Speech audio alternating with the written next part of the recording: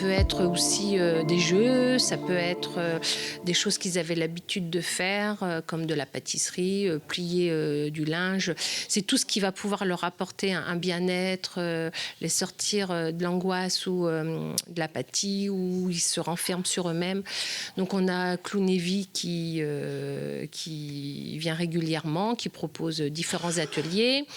On a de la médiation animale, donc une dame qui vient avec des poules, des lapins, toutes sortes d'animaux. On a aussi un poney qui vient nous rendre visite de temps en temps. On n'a pas forcément besoin d'un médicament pour pouvoir limiter les angoisses et apaiser les gens. Et en leur proposant des activités ou rien que la médiation animale avec le poney, c'est super ce qu'on peut faire. Ça leur permet parfois d'entrer en contact différemment selon leur capacité à communiquer.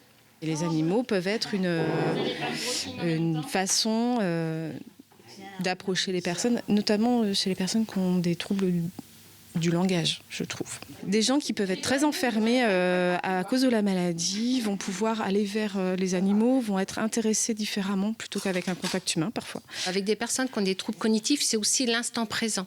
C'est-à-dire quelqu'un qui est complètement renfermé, on n'arrive plus à communiquer et hop, la petite étincelle, le regard, l'intérêt, sortir de peut-être plus de goût à rien. Là, il y a quelque chose qui les interpelle et qui va les sortir justement de ce moment d'isolement des autres, voyez, rentrer plus en communication avec l'animal ou avec le clown qui va percuter sur quelque chose qui va les faire réagir positivement, on espère, mais des fois ça peut être aussi qu'est-ce qu'il me veut, mais il est là. La personne est à nouveau présente et du coup réagit.